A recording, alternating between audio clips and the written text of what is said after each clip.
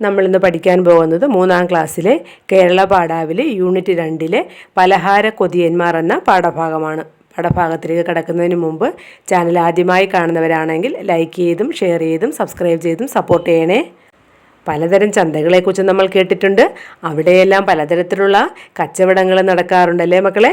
എന്നാൽ ആദ്യമായിട്ടാണ് നമ്മൾ പലഹാരങ്ങൾ മാത്രം വിൽക്കുന്ന ഒരു ചന്തയെക്കുറിച്ച് കേൾക്കുന്നത്. പൊന്നാനി ചന്തയിലെ അപ്പവാണിഭത്തിന് പോകുന്ന 2 ഉറുമ്പുകളുടെ രസകരമായ കഥയാണ് വിജയൻ കോതമ്പത്ത് എഴുതിയ അപ്പാണ്യത്തിന് പോയ പലഹാര കൊതിയന്മാർ എന്ന കൃതി. ഈ കൃതിയിൽ നിന്നും എടുത്തിട്ടുള്ള ചെറിയൊരു ഭാഗമാണ് നമുക്ക് പഠിക്കാനുള്ള പലഹാര കൊതിയന്മാർ എന്ന ഈ പാഠഭാഗം. നമുക്ക് പാഠഭാഗം വായിക്കാം. നോക്കിയേ മക്കളെ, ചില പലഹാര കൊതിയന്മാരുടെ കഥ വായിക്കാം. പലഹാര കൊതിയന്മാർ. വലിയങ്ങാടിയിലെ വലിയ ചങ്ങാതിമാരാണ് ചോണനും മണിയനും. ഒരു ദിവസം ചോണൻ ധൃതിയിൽ എവിടേക്കോ പോണത് മണിയൻ കണ്ടു.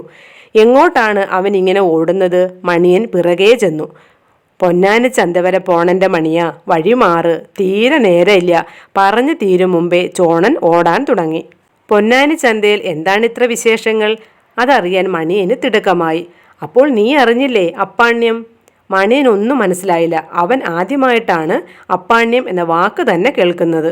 അപ്പാണ്യോ, എന്താണത്? മണിയൻ്റെ ചോദ്യം കേട്ട് ചോണന് ശരിക്കും ദേഷ്യം വന്നു. കഷ്ടം തന്നെ ഇവൻ്റെ ഒരു കാര്യം. അപ്പാണ്യം എന്താണെന്ന് അറിയാത്ത ഉറുമ്പുകളുണ്ടോ? അപ്പാണ്യം എന്ന് പറഞ്ഞാൽ അപ്പവാണിഭം. പൊന്നാനി ചന്തയിലാണ് മണിയാ അപ്പത്തിൻ്റെ വാണിഭം. പൊടി പൊടിച്ച അപ്പക്കച്ചവടമാണ്, മനസ്സിലായോ? അപ്പത്തിൻ്റെ ചന്തയോ? മണിയൻ കണ്ണു മിഴിച്ചു നിന്നുപോയി. കോഴിക്കോട്ടെ ഈ വലിയങ്ങാടിയിൽ കിട്ടാത്ത എന്തപ്പങ്ങളാണ് അപ്പാണ്യത്തിലുണ്ടാവുക?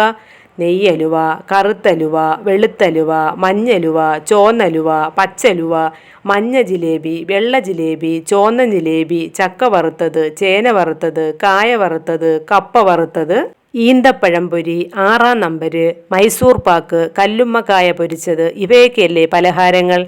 മസാല ദോശ, നെയ് റോസ്റ്റ്, പൊറോട്ട, കൊഴുക്കട്ട, അട, വട, പക്കവട, ഉണ്ട, ബോണ്ട, സുഖിയൻ, ചിക്കൻ റോൾ, മുട്ട പപ്സ്, പഴംപൊരി, നെയ്യപ്പം, ഇടിയപ്പം, കലത്തപ്പം, കരോലപ്പം, കായപ്പം, ഈന്തപ്പം, ഊത്തപ്പം, അച്ചപ്പം, ഇവയല്ലേ അപ്പങ്ങൾ? ഈ അപ്പങ്ങൾ തിന്നാൻ വേണ്ടി മാത്രം ഇത്രയും ദൂരം വെറുതെ പോണോ ചോണ? ഇക്കാലത്തുമുണ്ടോ ഇങ്ങനെയുള്ള മണ്ടനുറുമ്പുകൾ? മണിയൻ്റെ സംശയം കണ്ട് ചോണന് പുച്ഛം തോന്നി.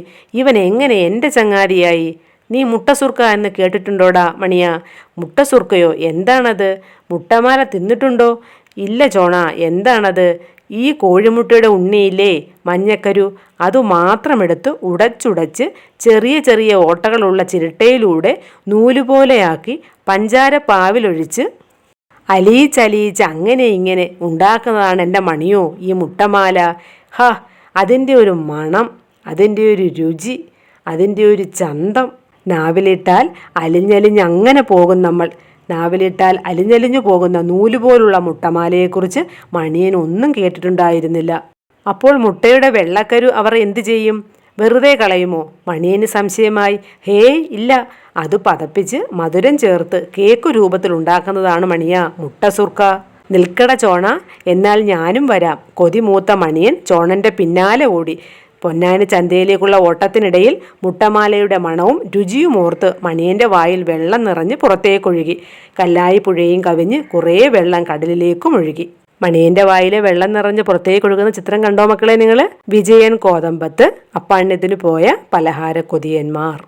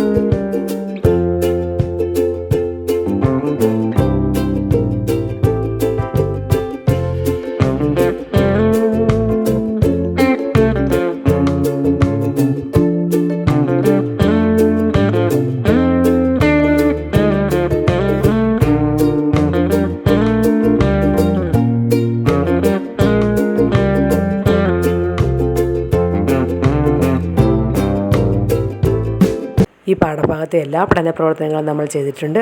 നിങ്ങൾക്ക് ഇത് ഉപയോഗപ്രദമായെങ്കിൽ കൂട്ടുകാർക്ക് ഷെയർ ചെയ്യണം. ലൈക്ക് ചെയ്തും സബ്സ്ക്രൈബ് ചെയ്തും സപ്പോർട്ട് ചെയ്യുകയും വേണം.